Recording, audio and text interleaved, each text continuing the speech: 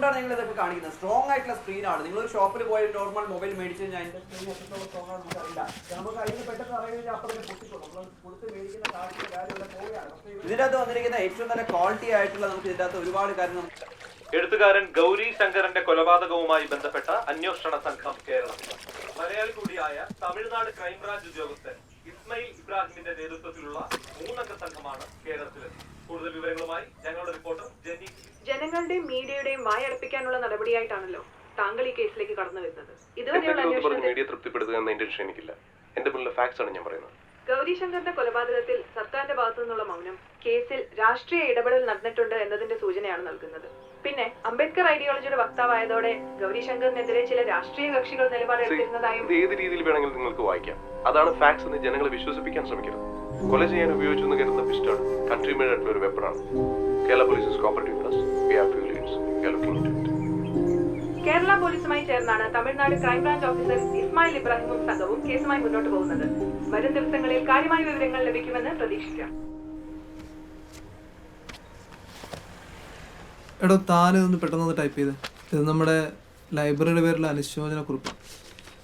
അവസാന കാലത്ത് പുള്ളി നമ്മുടെ ഇവിടെ അല്ലേ താമസിച്ചിരുന്നത്? ഇവിടെയോ? ഇടുക്കിയല്ലേ സ്ഥലം?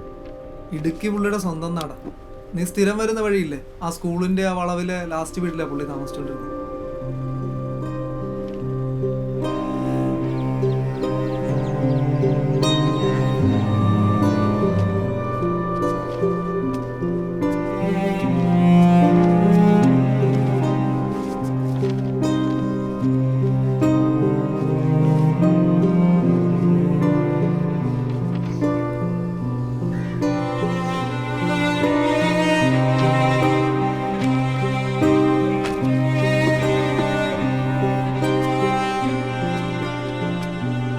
ഹലോ, ഇന്ന് തന്നെ വേണം.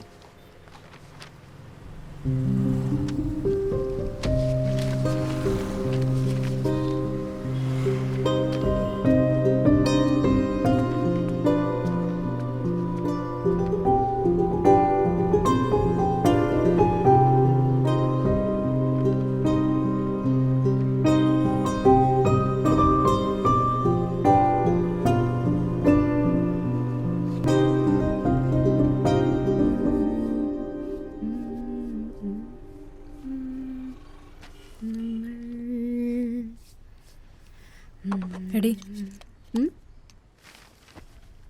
നീ ന്യൂസ് കണ്ടായിരുന്നോ? ഏത് ന്യൂസ്?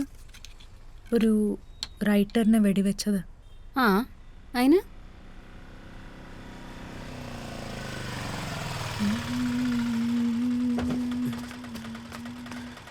ആ ജെയിംസ് ഡോക്ടർ ഹോസ്പിറ്റലിൽ വരെ വരണം. ഗംഗേട്ടനെ അഡ്മിറ്റ് ചെയ്തു. തല ചുറ്റിയതാ, പ്രശ്നമൊന്നുമില്ലെന്നാണ് ഡോക്ടർ പറഞ്ഞത്. നിങ്ങൾ വാ.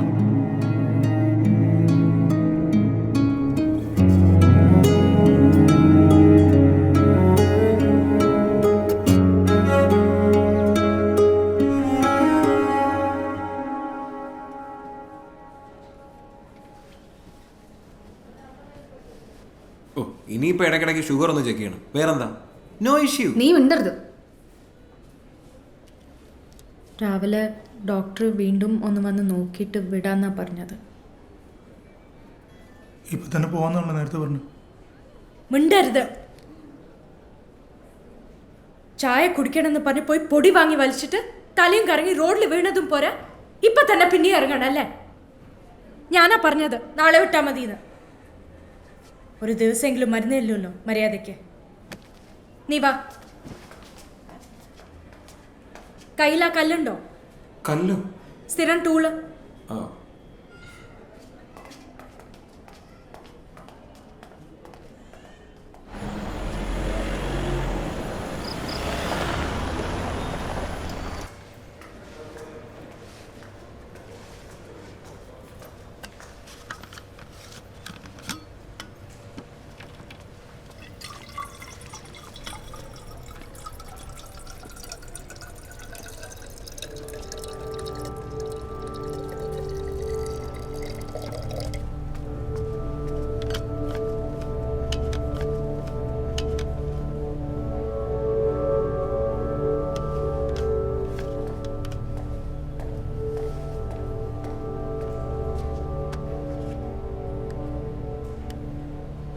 ഗൗരിയുടെ കൊലപാതകവുമായി ഈ മെസ്സേജിന് ബന്ധമുണ്ടെന്ന് തന്നെയാണ് ഞാൻ വിശ്വസിക്കുന്നത്. പോലീസിൽ സബ്മിറ്റ് ചെയ്ത ഒരു എവിഡൻസ് ആയിരുന്നിട്ടും ഇത് മാധ്യമങ്ങളെ അറിയിക്കാനുണ്ടായ കാരണം? നിങ്ങളെല്ലാവരെയും പോലെ എനിക്കും സത്യം അറിയും. അതെവിടെ നിന്നും ആരിൽ നിന്നുമാണ്. ചോദ്യം ചോദിക്കുന്നവരെയും എതിർക്കുന്നവരെയും ഇല്ലാതാക്കുന്ന, രാജ്യദ്രോഹികളാക്കുന്ന ഒരു നയത്തിന്റെ വിക്ടിമല്ലേ ഗൗരി ശങ്കറും? ചുറ്റുമുണ്ടായിരുന്ന മനുഷ്യരെ പറ്റി, അവരുടെ ഹെൽപ്ലെസ്നെസ്സിനെ പറ്റി ഒരുപാട് ചിന്തിച്ചിരുന്ന ഒരാളായിരുന്നു ഗൗരി. അത് മറ്റാരേക്കാൾ നന്നായിട്ട് എനിക്കറിയാം. പിന്നെ നിങ്ങൾ പറഞ്ഞ ആ വിക്ടിം, ഗൗരി ഒരു വിക്ടിമായിരുന്നു എന്ന് ഞാൻ വിശ്വസിക്കുന്നില്ല. ആ ചോദ്യത്തിനുള്ള ഉത്തരം ഗൗരി അയച്ച മെസ്സേജിൽ തന്നെയുണ്ട്. ഞാൻ ചെയ്തു തീർക്കണമെന്ന് കരുതിയത് ചെയ്തു തീർത്തിട്ടുണ്ട്. എൻ്റെ അക്ഷരങ്ങൾ ഈ ലോകത്ത് സുരക്ഷിതമാണ്. അത് സംസാരിക്കും. എൻ്റെ ജീവൻ അതിനേക്കാൾ വലുതാണെന്ന് ഞാൻ കരുതുന്നില്ല.